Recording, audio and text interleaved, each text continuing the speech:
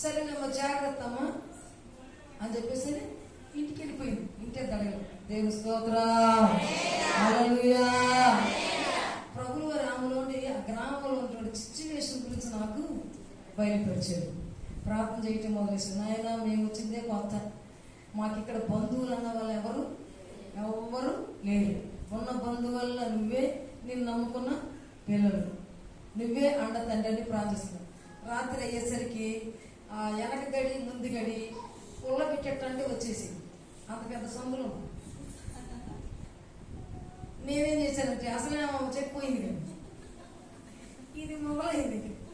అమ్మో నేను వెళ్ళి బయటికి వెళ్ళి పుల్ల తీసుకుని ఎట్టంటే గడి వచ్చింది, ముందుకెళ్ళి ఎట్టంటే గడి వచ్చింది. ఈయన పుల్ల పెడితే వచ్చే తలుపులు ఆమెలే. మరి ఇట్టయితే ఎట్లా కానీ ప్రభు ఏం చేయాలి నాయన, అది అర్ధరాత్రి లేస్తే 3 పేజెస్ వెళ్ళిపోతుంటారు, చిన్న చిన్న పిల్లలు పెట్టుకుని నేను ఉంటాను. మరి వెనక రోడ్డే, ఎదరు రోడ్డే అడిగిలాగా ఉంది, ఎవరు వస్తారో తెలీదు. ఎంత మనకి చూస్తే మంటగాడు ఏ టైంలో పడితే ఆ టైంలో వస్తుంటాడు. కాబట్టి ఏం చేయాలి నాయన, ఈ తలుపులు ఊరకు వచ్చేస్తుంటే ప్రభులు వచ్చిన ఐడియా ఏంటంటే పిల్లలు స్కూల్కి వెళ్ళడానికి ఆ టైంలో మన 5 కేజీలు బియ్యాలి సంచులు చూసారా, అవి మిషన్ మీద గుట్టించి సంచులు పుస్తకాలు పెట్టి బళ్ళు పంపించాము. మేము విజయవాడ ఉన్నప్పుడు చక్కగా బ్యాగులు పెట్టేవాళ్ళం. అన్ని పోయినాయిగా, కూలి పనులు పట్టాముగా. వేసే మాట వినకపోయేసరికి ఇంకా సంచులలో ఇటుకి పెట్టలో కారేసి ఆ గడికి ఈ గడికి పెట్టామని ఐడియా ఇచ్చాడు దేవుని స్తోత్రం. 2వ వాడు పెద్దవాడు స్కూల్కి వెళ్తారు, వాడి బ్యాగులు ఉన్నాయి. 3వ వాడు అప్పుడే ఓడిగా చిన్నవాడు కదా, వాడు యూనిట్ బ్యాగ్లోనేమో 60 వేసే ఇటుకి బ్యాగులు, పెద్దవాడి బ్యాగులు 60 వేసే. వెనక గడికి అది తగిలిచ్చా, ముందు గడికి ఇది తగిలిచ్చా. ఇంకెవరు చేస్తారు? వాడు తీయాలంటే తలుపు బాగా ఉంటుంది. పుల్ల పెట్టినా కళ పెట్టినా ఇంకా రాదు, ఎందుకంటే ఇటుకి పెట్టదు. ప్రార్థన చేసుకుని మరుసటి రోజు తెల్లారిపోయింది. అమ్మా ఇంటి ఎత్తకి ఎట్లేదు ఏంటమ్మా, దేవా యేసు నాయనా నేను వచ్చి సలహాలు ఇస్తే అడగనికి అనుకున్నంత అక్క ఇంకా జీతం ఇవ్వలేదు అక్క, 3 పేస్ ఉంటేనే కదా, సరిగ్గా పనులు లేవు కదా. సరే కానీ పాలు తెచ్చాను లీటరు, కాఫీ పెట్టుకుని తాగి మిగిలిన తోడేసుకొని పిల్లలకి ఇచ్చుకోండి. డబ్బులు ఎంత కదా, డబ్బులు అక్కర్లేదు. దేవుని స్తోత్రం. హల్లెలూయా. దేవుడు ఏ వస్త్రం ఇచ్చాడు దేశానికి? దీన మనసుని వస్త్రం ఇచ్చాడు మమ్మల్ని చూడంగానే. దేవుని స్తోత్రం. హల్లెలూయా. హల్లెలూయా. 2వ రోజు వచ్చాను, అమ్మ అద్దె ఇవ్వలేదండి, ఇంకా సర్లే కానమ్మా సరిగ్గా పనులు 3 పేస్ లేకపోతే ఇక్కడ మీరు చూస్తుంటే చాలా మంచి వాళ్ళు, నాకు అద్దె ఇంకా అట్టలేదు. దేవుని స్తోత్రం. హల్లెలూయా. ఎన్ని రోజులుంటే అన్ని రోజులు మీరు ఊరగానే ఉండము మా ఇంట్లో. అందులో పొట్ట పావన కడుక్కొని జేబులో వేసుకున్నామకి దీన మనస్సు అనే వస్త్రం ఇచ్చాడు దేవుడు. దేవుని స్తోత్రం. హల్లెలూయా. ఇంకా అయ్యారు కానీ ఇంకా టైఫాయిడ్ జ్వరం వచ్చేసింది. ట్యాబ్లెట్లు కొనాలంటే ఏం కావాలి? అవునా కదా, దానికి తగ్గ తిండి కావాలి. ప్రభు ఎట్నైనా మేము ఎవరి బంధువులకి ఫోన్ చేయట్లా, ఎందుకంటే బంధువులన్నీ చూసేసాం. దేవుని స్తోత్రం. అందరూ సలహాలు ఇచ్చారు కానీ ఎవరు కూడా 10 పైసలు కూడా ఇవ్వరు. కాబట్టి ఆయన పిలుపు మనకుంది కాబట్టి ఆయన ప్రణాళిక ఎట్లా జరిగిద్దని ప్రభు మీద భారం వేసి దీన వస్త్రం అనేటువంటి గుణ లక్షణాన్ని అలంకరించుకొని ప్రభువుకి ప్రాణం చేస్తుంటే ఆమె వచ్చి అబ్బాయి ఏంటమ్మా పని పోయినట్లేడు, జ్వరం అక్క అంటే జ్వరమా నాకు ఎందుకు చెప్పలేదు అంత. అంతలో కరెంటు పిల్లోడు వచ్చింది,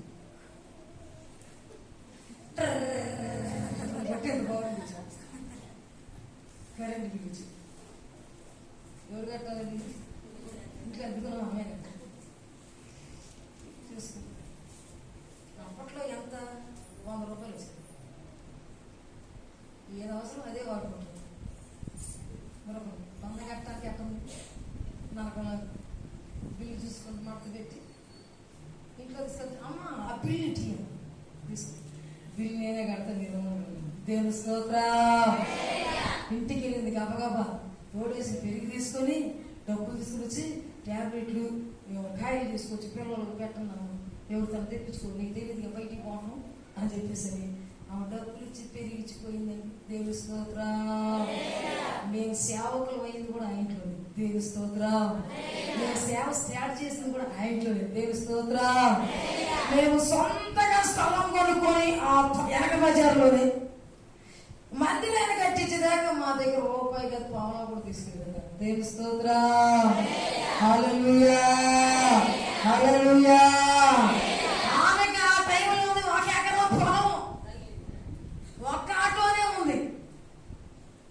మమ్మల్ని ఆమె దేవుని యొక్క ప్రేమ చేత ఆదరించి చూసినప్పుడు ఆటో, ట్రాలీ ఆటో, 4 ఎకరాల పొలం కొనుక్కుంది. దేవుని స్తోత్రం. హల్లెలూయా, హల్లెలూయా, హల్లెలూయా. అప్పుడు మేము ఇంకా విశ్వాసులుగానే ఉన్నాము. దేవుని యందు భయభక్తులు కలిగి దీనావసరం అనేటువంటి అలంకరణ చేత అలంకరించబడి దేవునికి ప్రార్థన చేస్తున్నప్పుడు మా ప్రతి అక్కరను తీర్చిన దేవుడు ఈ రోజు నీ అక్కరను తీర్చడానికి నా దేవుని ముందు నిలబడ్డాడు. మీరు ఏం కనపడాలంటే దీన వస్త్రం అనే అలంకరణ. దేవుని స్తోత్రం. నాశనానికి ముందు గర్వం నడుస్తున్నట్టు. అసలు మనం ఏం చూసుకొని గర్వపడాలంటే అసలు గర్వం ఎందుకు పడాలి? గర్వం అనేది మన దేవుని ఆయుధం కాదు కదా, సాతాను ఆయుధం అది. దీన మనస్సు అనే ఆయుధం యేసయ్య. అందుకనే పేతురు భక్తుడు ఏమన్నాడంటే చిన్నపిల్లలారా పెద్దలకు లోబడు. దేవుని స్తోత్రం. హల్లెలూయా. మనందరికి పెద్ద యేసయ్య. యేసయ్య సేవకుల్లో నుంచి మాట్లాడుతూ ఉంటారు. ఆ మాటకు మనము లోబడితే యేసయ్యకి లోబడినట్టే. దేవుని స్తోత్రం. వాక్యమే దేవుడై ఉండెను, దేవుడే వాక్యమై ఉండెను, ఆయనే శరీరధారై మన మధ్య సంచరించాడు. దేవుని స్తోత్రం. ఇప్పుడు ఆత్మగా సంచరిస్తున్నాడు, వాక్యమై ఉండి మాట్లాడుతున్నాడు. ఈ రోజున ప్రభావం చేయబోతున్నా ఓ క్రైస్తవుడా, ఓ దేవుని బిడ్డ, ఓ ప్రియమైన సంగమా, దీన మనస్సైన అవసరం నీకుందా? హెచ్చించుకో. మాకు హెచ్చింపు అనేది నీకు వచ్చిందంటే నాశనానికి ముందెళ్తున్నావు గుర్తు. నీకు సమస్త హెచ్చింపులోంచి విడిపించుటకు శక్తి కలిగిన దేవుడు ఆ దేవుడు. నెబుకద్నెజరు కూడా గర్వం అనేటువంటి వస్త్రాలను అలంకరించుకొని ఈ రాజ్యం అంతా నా ద్వారానే కలిగింది, ఈ వైభవం అంతా నా జ్ఞానం వల్ల కలిగింది, ఇదంతా నా శక్తి ద్వారానే, నా బలము ద్వారానే అని గర్వించాడు నెబుకద్నెజరు. దేవుని స్తోత్రం. దేవుడు ఏం చేశాడంటే 7 సంవత్సరాలు రాజనగరంలో తోలేసి అడవి జంతువుల మధ్యకి తరిమి 7 సంవత్సరాలు గడ్డి మేపించాడు. దేవుని స్తోత్రం. హల్లెలూయా, హల్లెలూయా. అప్పుడప్పుడు గడ్డి మేస్తుంటాము. అన్నీ ఉన్నప్పటికీ ఏం చేస్తుంటాం? గడ్డి మేస్తుంటాం. బుద్ధి వచ్చేలాగా చేస్తుంటాడు. ఒక్కొక్క శ్రమ పెట్టి, ఒక్కొక్క శోధన పెట్టి, ఒక్కొక్క ఇబ్బంది పెట్టి, ఇడుకులు పెట్టి. ఎందుకు తెలుసా?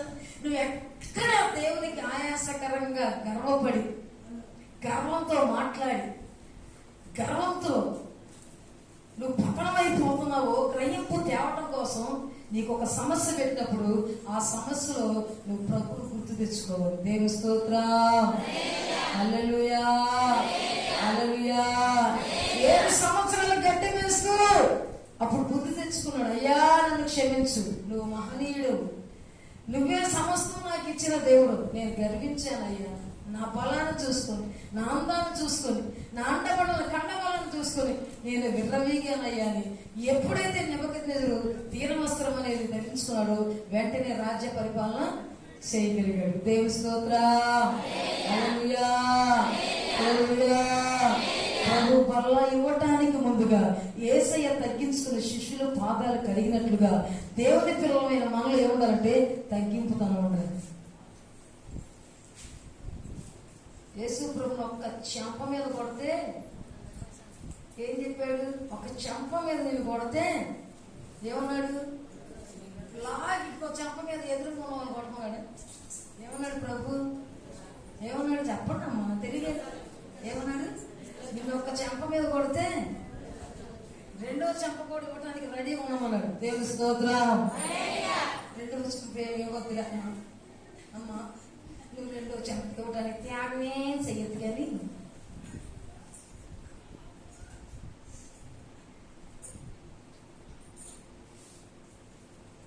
దీన వస్త్రం అనేది తగ్గింపుతనాన్ని సంపాదించుకుంటే ఆటోమేటిక్గా అది కూడా వచ్చేసింది. దేవుని స్తోత్రం. హల్లెలూయా, హల్లెలూయా. ఈనాడు ఏమన్నా కదపని విశ్వాసమే రేజులోనే ఉంటున్నారు. కానీ ఏమో పెట్రోల్ అవసరంలే, డీజిల్ అవసరంలే అంటున్నారట. సొలుక్కోటాలు కొలుక్కోటాలు ఏమా ఇవి ఉండొచ్చా? దీన మనసు కలిగిన వాళ్ళకి ఉండొచ్చా? దీన మనసు ఉన్న వాళ్ళకి ఏమి ఉండొచ్చా? ఉండొచ్చా? కోపపడు కానీ పాపము చేయకూడదు ఉంది వాక్యం. కోపపడండి. ఏదన్నా ఎవరైనా తప్పు చేస్తే వారి మీద కోపపడండి కానీ పాపము చేయకూడని వాక్యం సెలవిస్తుంది. దీన వస్త్రం అనేది నీకుంటే కోపపడ్డా కానీ పాపము చెయ్యు. చేస్తావా? చెయ్యు. చేసే వాళ్ళకి బుద్ధి అవుతుంది. దేవుని స్తోత్రం. హల్లెలూయా, హల్లెలూయా, హల్లెలూయా, హల్లెలూయా. మరి నీలో దీన వస్త్రం అనేది ఉందా? ఇది కూడా ఆత్మ సంబంధమైంది. దీన వస్త్రం అనేది లేకుండా, తగ్గింపుతనం అనేది లేకుండా బలలో చెయ్యి లేదు. తిట్టుకున్నావు అయ్యగారిని అమ్మగారిని తిట్టుకున్నావు. ఏంటంట ఏంటంట వాళ్ళు చెప్పేది ఏంటంట వాళ్ళ మాట అనేది ఏంటి అనుకున్నారా? దేవుని సరిదంతే లెక్కలేదు, దేవుని మాట అంటే లెక్కలేదు. ఎవరైతే దేవునికి అణిగిమనుకుంటారో వాళ్ళ దేవుడు గొప్ప చేయునుగాక. హల్లెలూయా. మా రాణి సిస్టర్ గారు ఉన్నారు. వర్షాకాలంలోనే ఇల్లు మొదలు. దేవుని స్తోత్రం. మంచి తుఫాన్లు. ఈ సంవత్సరం మామూలు వర్షాలు కాదు. ఎప్పుడు చూసినా బంగాళాఖాతంలో ఆల్పపేయడం, ఎప్పుడు చూసినా బంగాళాఖాతం ఆల్పపేయడం, ఎప్పుడు చూడు తుఫాన్లే. మామూలు వర్షం పట్టదు లేదు. మన మందిరంలో కొంతమంది వర్షాకాలంలో ఇల్లు స్టార్ట్ చేశారు. వర్షాకాలంలో ప్రార్థన చేయించుకున్నారు. ఇప్పుడు స్లాబ్ దాకా వచ్చింది. సిస్టర్ గారు ఎంత బాగుందో అసలు. పెద్ద పెద్ద గదులతో, చక్కటి దర్వాజాలతో, చక్కటి కిటికీలతో, మంచి సదుపాయాలతో ఆ బిడ్డకి మొదలేసిన కానించి అహంకారులు ఏం చేస్తున్నారంటే దీన వస్త్రం ధరించుకుని ఈ బిడ్డను చూసి ఏం కడతావంట, నీ వల్ల అయితే మీ ఆయన చూస్తే తాగుపోతు, మీ అత్త చూస్తే తిట్టుపోతు, మీ అబ్బాయి చూస్తే మార్పు లేకుండా ఉన్నాడు, మీ పాప ఒక్కతే కష్టపడుతుంది, నీ ఒక్కదాని వల్ల ఏమైందంటే రకరకాల కోణాల్లో ఆ బిడ్డని అనరాని మాటలతో అందరూ హీనపరచడం, దీనపరచడం. వాళ్ళందరూ ముందు స్లాబ్ దాకా వచ్చింది. దేవుని స్తోత్రం. రిజిస్టర్ గారి స్థలం రిజిస్ట్రేషన్ అయిపోయింది, లోన్ శాంక్షన్ అయిపోయింది. దేవుడు ఆ బిడ్డ పక్షంగా, ఒంటరి వాని పక్షంగా 10,000 మంది దూతలు ఉంచుతానన్న దేవుడు ఆ బిడ్డ కుడి చేతిని పట్టుకొని నడిపిస్తున్నాడు. దేవుని స్తోత్రం. ఏ ఆదరణ లేదు ఆ బిడ్డ కుటుంబంలో. అత్త ఆదరణ లేదు, భర్త ఆదరణ లేదు, కుమారుడు ఆదరణ లేదు.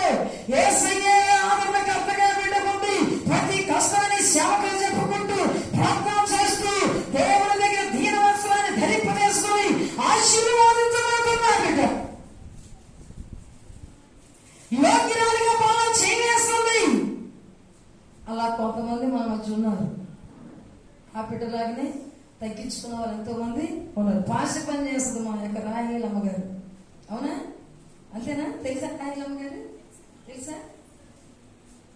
ఈ మధ్య మధుకి హ్యాండ్ రైటింగ్ వచ్చింది. అంతకుముందు అంత చదువుకున్నా కానీ సిమెంట్ పనికి, రంగుల పనికి కూడా వెళ్ళావా? సిమెంట్ పనికి వెళ్ళేవాడు. అప్పుడు ఈ యొక్క పన్ను లేడు. దేవుడు ఒక్కసారిగా ఆశీర్వదించేశాడు. దేవుని స్తోత్రం.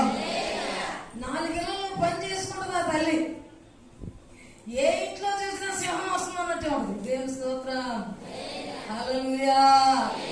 యూదా గోత్రపు సింహపు పిల్లలు అన్నమాట మనం. ఎవరు ఎవరు ఎవరు ఎవరు యూదా గోత్రపు సింహపు పిల్లలు. ఎవరు? క్రైస్తవులు.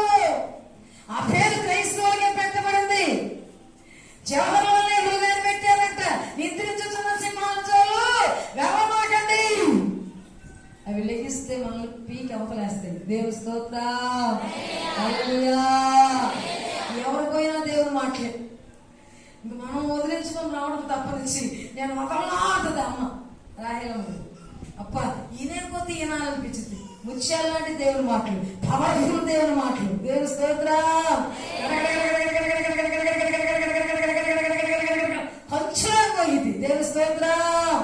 హల్లెలూయా. అటువంటి వారు కొందరు ఉన్నారు మన దగ్గర, అందరూ లేరు.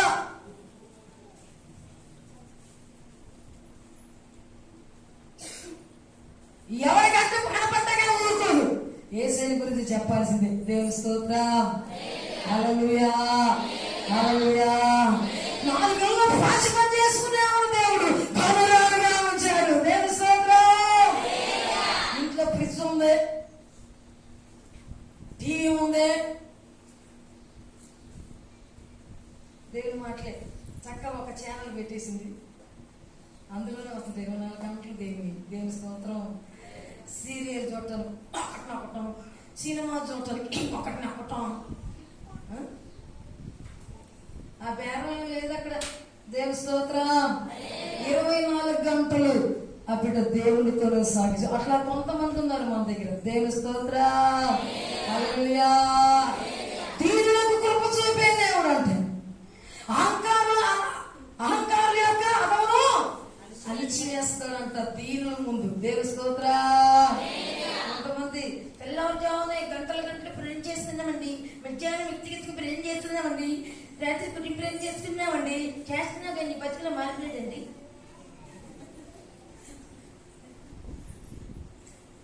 ఈ ప్రార్థన చేసేవాళ్ళు మా కాలంలో ఏసయ్యలు ఉన్నారు కానీ ఏంటి చుట్టాలు తాగేవాడు మొత్తం ఉంటుంది. ఏంటది? నాకు చెకాకు చేసింది. దేవుని స్తోత్రం. హల్లెలూయా. దేవుని పిల్లలు ఎట్లుండాలి? రోగం ఏం రాలేదు కానీ మంచంలో పడి ఏమన్నా టైఫాయిడ్ జ్వరం వచ్చి, డెంగీ జ్వరం వచ్చి, దొంగ కుట్టి వచ్చుంటే, పోనీ ఏమన్నా శరీరంలో సత్తు లేకుండా ఉంటే మొఖం ఏమైతే కష్టాలు వస్తుంటేనే మొదలు చూసిన జ్వరం వస్తే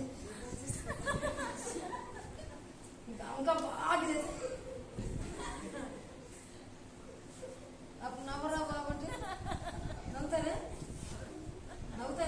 నవ్వలేరు మా నమ్మాలి. ఓకే. నేను మంచంలో ఉండి శరీరం ఎక్కుతుంటే మా వేగం సిస్టర్ గారు కూతురు వచ్చారు. శరీరం ఎక్కుతుంది కదా వచ్చారు. అంతకుముందే మన ప్రైటీ వాళ్ళు కొంతమంది బిడ్డలు చూసుకోలేదు. నాకు అనారోగ్యం ఉండే ప్రార్థన చేసుకుని వాళ్ళు వస్తే వాళ్ళు ఓర్పనట్లేదు. నేను ఏం చేస్తున్నా? ఎవరిచ్చిన శక్తి? క్రీస్తులో ఉన్న ఆనందాన్ని వాళ్ళకు కూడా పంచింది. దేవుని స్తోత్రం. హల్లెలూయా. ఒక దేవుని బిడ్డ దగ్గరికి వెళ్ళామంటే ఇంకొక దేవుని బిడ్డకి ఏమన్నా ఉత్సాహం రావాలి. దేవుని స్తోత్రం. రాకూడదు. దేవుని స్తోత్రం. హల్లెలూయా. రాహేలమ్మ గారిలో పోయి, బేగం సిస్టర్ గారి ఇంట్లో పోయి, కొంతమంది ప్రార్థనలు పోయి మేము ఎదిరించుకొని వచ్చాము కానీ లేకపోతే నాకు దగ్గర రావాలనిపించలేదు. దేవుని స్తోత్రం. కొంతమంది ఇళ్ళకి వెళ్తే రావాలనిపించలేదు. కొంత పిల్లల కాడికి వెళ్ళి కాంచి ఎప్పుడు వేసుకుందామా, ఎప్పుడు పోదామా అన్నట్టు. ఎందుకని వాళ్ళు డ్రింక్ ఇస్తారు, నీళ్ళు ఇస్తారు, ఇంకా ఏదైనా పెడతారు, ఏదైనా చేస్తారు, ఆర్పాటు చేస్తారు, కానీ వాళ్ళు దైవిక సంబంధమైనటువంటి కళ ఉండదు. అందుకని ఏమనిపిస్తే వెళ్ళిపోతేనే మంచిది, మనం వెళ్ళిపోతేనే మంచిది. ఉదయం కొంతమంది ఏమి ఇవ్వకపోయిన వాళ్ళకి మనసారా కూర్చొని మాట్లాడాలనిపిస్తుంది. దేవుని స్తోత్రం. ఏమంటుంది? అబ్బా వీళ్ళు వచ్చారు, నేను ఏం పెట్టలేకపోయాను, ఏమి ఇవ్వలేకపోయాను, అయ్యో ఇట్లాగా అనుకుంటారు. ఏం బాధపడద్దండి, మీరు దేవుని ప్రేమ అందిస్తే చాలు. దేవుని స్తోత్రం. హల్లెలూయా. కలకాలాడిపోవాలి. ఆయన అంటున్నా, నేను ఇంజనీరింగ్ చదివానమ్మా, నేను సేవకున్నామ్మా, నేనే తగ్గించుకొని ఈ కేవల కొట్టంలోకి వచ్చి అపరిశుద్ధమైన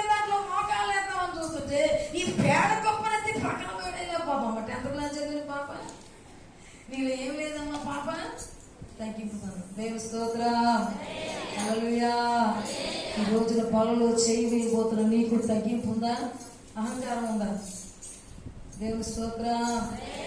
హల్లెలూయా. అట్టి తగ్గింపు యేసయ్య మనకు అందరికి దయచేయుగాక. హల్లెలూయా.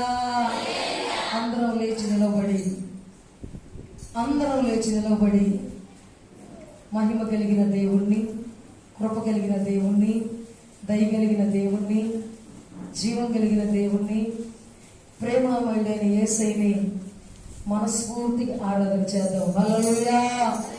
హల్లెలూయా.